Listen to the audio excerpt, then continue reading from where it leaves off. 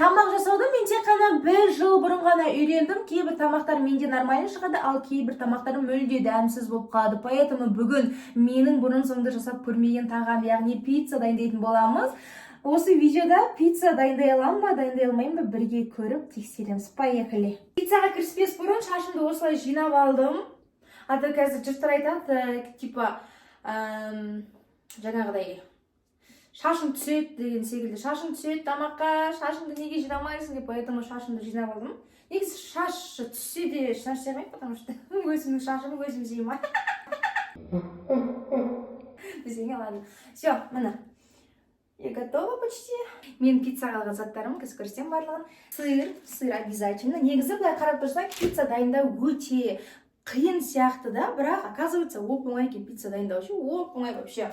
Так, майонез обязательно. Пепси, жаңа немен не қылуға деп қоймын. Ішуге потом.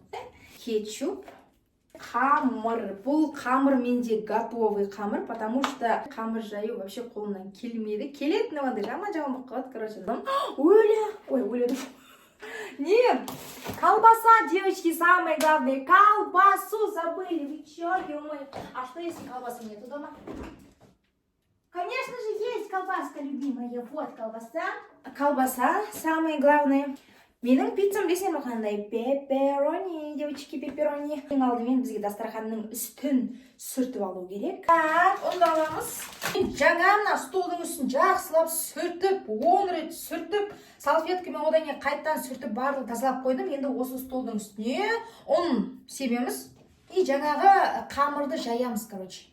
Блин, осы бір қамырмен жұмыс істегенді вообще ұнатпаймын, бар, вообще бүкіл қолыңа жабысып, вообще. Блин, жоқ, осы бір басқа видеоларда ше бір қыздар істеп атады ғой, қамырмен чуп-чуп деп тез істейді ғой. Мен болсам мойындаймын, негізі мен қолымда вообще қамыр жаю деген вообще келмейді. Даже готовый қамырдың өзін былай істеген маған қиын. Вот я вам серьезно говорю. Жайылмайды деген үлкеймейтін қамыр. Қолым ауырып кетті уже мен. Мына қамыр үлкеймейді ғой. Не істеймін? Шаршадым, короче. Ой, үлкейіп жатыр қамырым, девочки. Қамырым үлкейіп жатыр. Где домашний фитнес қойдау, я? Қыздар просто фитнеске баруға жағдайларың болмаса, просто қамырды алып алыңдар да, қолдарымен былай істеп тұра беріңдер. Пицца домалақ болмай ма? Мен пиццам сопақ болып бара жатыр ғой. И нормально. Жоқ, домалақ емес, маған 4 бұрышты болу керек, потому что менде андай духовкаға былай кіргізетін зат 4 бұрышты, поэтому 4 бұрышты болу керек. Так, міне қамыр почти дайын. Енді осы қамырды жаңа духовканың ішіне салатын 4 бұрышты бар ғой, соның үстіне май жағып, мына қамыр соның үстіне бүйтіп қоямыз. Міне май менде самый обычный. Бүйтеміз дағыны. Көп не құрымым? Көп салсаң сол құрымым, короче, нормально вроде.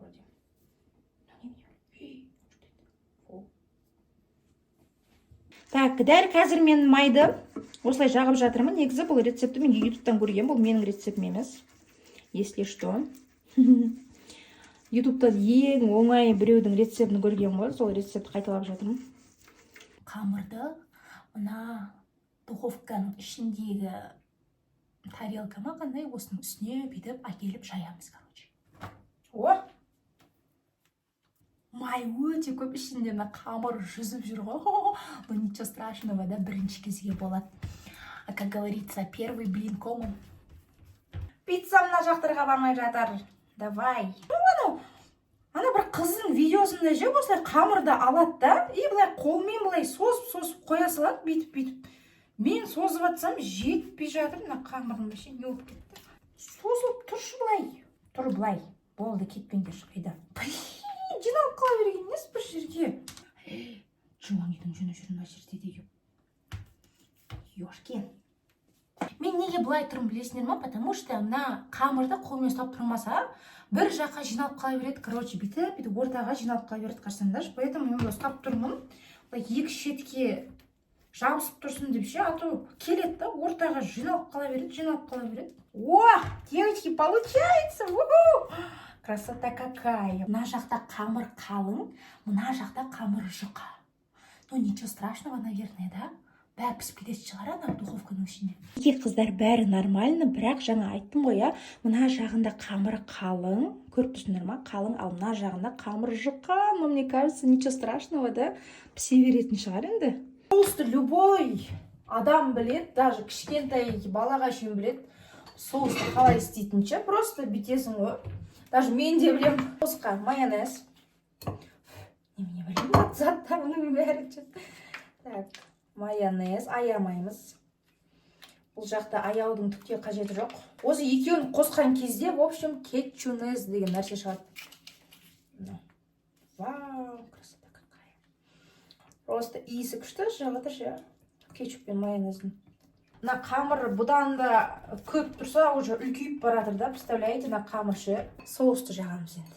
Әдемілеп, бүйтіп жағамыз. Қамырға. Әдемілеп. Бүйтіп аямаймыз. Бүйтіп жағып шығамыз, короче, бүйтіп әдемілеп.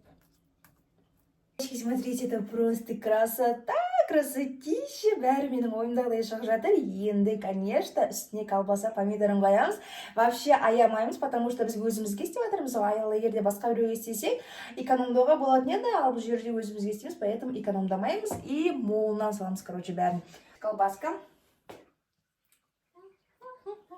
Білмеймін енді қандай пицца шығатынын. Пепперони деп ойлап жатыр. Кстати, менде мына колбаса жылқының колбасасы. Сиырдікі емес, шошқаныкі емес, только жылқынікі. Мына так бізде колбаса жетпей қалып, қайттан кесу керек. Мына пиццаға целый мен колбасам кетті ғой. Почти готово, ребятушки. Что? О, мына помидор. Таптым.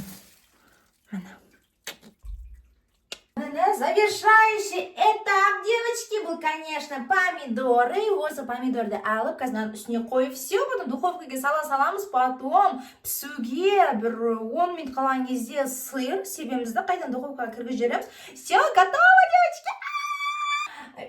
Пепперосо, маргарита, пепперосо, маргарита, пепперосо. Пожелайте мне удачи. Салайым не отырма.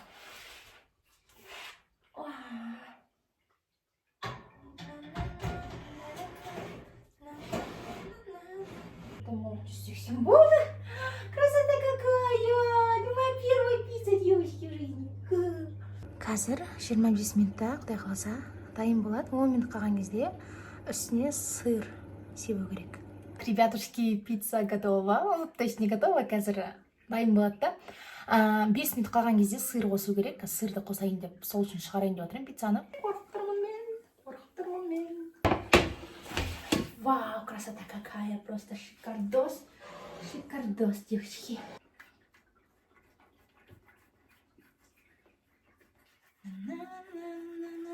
Вот такая вот красота у меня получилась, девочки. Мына жағын жаңа кесіп алдым, жеп көрем деп. А так, очень красиво и очень вкусно. Кенде кусок кесіп алдым, енді дәмін көрейін деп. Пісті ма, піспеді ма деген сияқты ше. Қараңдар, смотрите, как он выглядит. Просто красота. Негізі түрі оттай береді ғой, может, дәмі күшті шығар, я. Қазір көреміз.